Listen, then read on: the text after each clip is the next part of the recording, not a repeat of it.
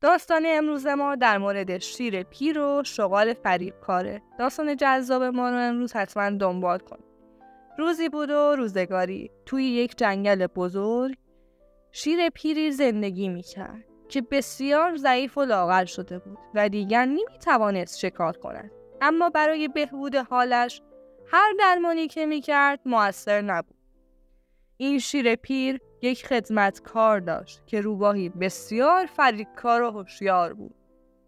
یکی از روزها روباه فریبکار و حیله‌گر به شیر پیر گفت: قربان، شما برای این پیری و سستی و ضعفتان هیچ فکری نمی کنید و چاره‌ای نمی اندیشید؟ شیر پیر گفت: چرا؟ اتفاقا من به دنبال درمان این ضعف و رنجوری خودم هستم و راه درمانش رو هم پیدا کردم، اما به دست آوردن دارو و درمانش برایم بسیار مشکل است، چون تنها داروی آن خوردن گوش و دل یک خر است که جوان و سالم باشد. روباه گفت: مگر من مردم؟ تا زمانی که من هستم فکر هیچ چیز را نکنید، چون من یک خر جوان و سالم را پیش شما می آورم و شما می توانید آن را کشته و گوش و دلش را میل نمایید و باقی مانده آن را هم بنده می خورم. شیر پیر گفت: آخر تو از کجا می توانی یک خر جوان و سالم را بیاوری؟ حال آنکه در این جنگل خری هم پیدا نمی شود. روباه گفت: در نزدیکی های این جنگل برکه‌ای وجود دارد و در کنار این برکه یک رختشوی هر روز برای شستن رختهای مردمان می آید. این رختشوی خری دارد که بسیار جوان و سالم است که برای حمل رختها از آن استفاده می کند. من می توانم در یکی از این روزها که خر لباسهای مردم را حمل می کند با او حرف زده و به سادگی او را فریب بدهم و خر را با خود به اینجا بیاورم و آنگاه شما می توانید به سادگی او را از پای درآورید و داروی خود را بیابید. من هم به نان و نوایی می رسم. پس شیر حرف روباه را قبول کرد و روباه به سمت برکه به راه افتاد و چون خر را در آنجا دید به نزدیکش رفت و به او گفت: چرا اینقدر لاغر و ضعیف هستی؟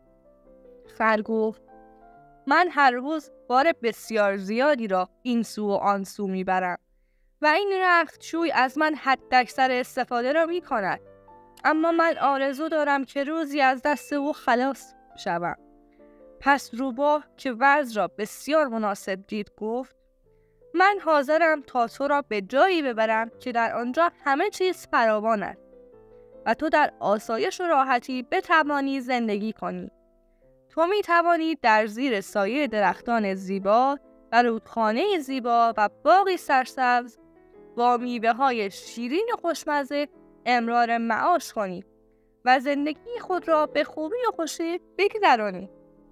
خر گفت: اگر تو این کار را بکنی و آنجایی را که میگویی واقعا وجود داشته باشد و تو مرا با خود به آنجا ببری، از تو بسیار ممنون میشوم و این محبت تو را هیچگاه فراموش نمی کنم و آن را بدون پاسخ نخواهم گذاشت.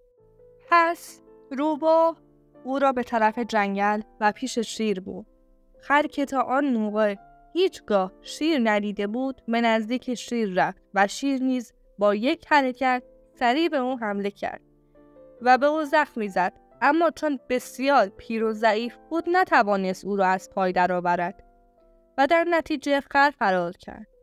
روباه متعجب شد و به شیر گفت: قربان، از شما بعید بود که نتوانید خری را از پای درآورید و من از این حالت شما بسیار متعجب شدم. شیر که دید امکان دارد در پیش روباه محکوم شود گفت: مواقعی پیش می آید که سلطان نمی تواند آنچه را که مصلحت است برای دیگران توضیح دهد و این هم از همان مواقع بود.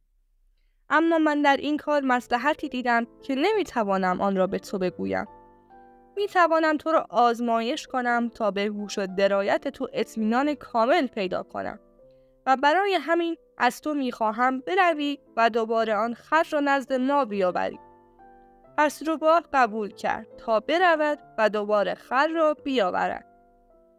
روباه به سمت برکه حرکت کرد و به خر رسید و به او گفت ای خر عزیز، چرا فرار کردی؟ خر گفت تو مرا کجا بردی؟ آنجا کجا بود که به من حمله کردند و نزدیک بود مرا بکشند؟ روباه حیله‌گر گفت او که به تو حمله کرد نیست، خر بود و از شوق دیدار تو به تو حمله ور شد و نمیدانست که چطور ابراز احساسات کند و شوق خود را چگونه بروز دهد. پس به ناخودآگاه تو رو زخمی کرد و تو ناراحت شدی. تو بیا تا با من به آنجا برگردیم و من قول میدهم که نگذارم او دیگر به تو آسیبی بزند. پس خر قبول کرد و هر دو به طرف جنگل حرکت کردند. روباه در راه خر را کاملا فریب داد و زمانی که به شیر رسیدند، شیر حمله سریع کرد و خر را از پای درآورد.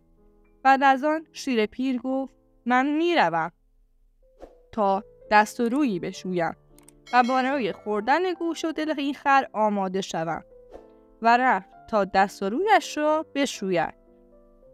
روباه در آن حال از این فرصت استفاده کرد و گوش و دل خر را خورد. زمانی که شیر برگشت دید که اثری از گوش و دل خر نیست و گفت گوش و دل خر کجاست؟ روباه گفت مگر این خر گوش و دلی هم داشت؟ این خر از آنچه که دید و شنید عبرت نگرفت و نتوانست فکر کند و با عقل و اندیشه خود چاره‌ای پیدا کند و نتوانست از آنچه که به سرش آمده پند بگیرد و اشتباهش را تکرار نکند. پس او گوش و دل نداشت، چون اگر میتوانست با گوش و دل خود از این همه دلایل و مدارک نهایت استفاده را بکند و دوباره گور مرا نخورد، با پای خود به گور خود نمیرفت. شیر از این درایت روباه خوشش آمد و گفت آفرین بر تو. باقی مانده خر را خورد و پس از آن شیر و روباه با هم شکار می‌کردند و آن را با هم تقسیم می‌کردند. سپس روباه بار دیگر خری آورد و گوش و دلش را به شیر داد تا قوت پیدا کند و راحت‌تر شکار کند. بعد از آن روباه حیوانات بیچاره دیگر را فریب می‌داد و به نزدیک شیر پیر می‌آورد و شیر نیز آنها را از پای در می‌آورد و با هم مشغول خوردن آن می‌شدند. امیدوارم که از شنیدن این داستان لذت برده باشین. همیشه سرزنده و پیروز باشید. ممنونم که همیشه ما رو دنبال می‌کنید.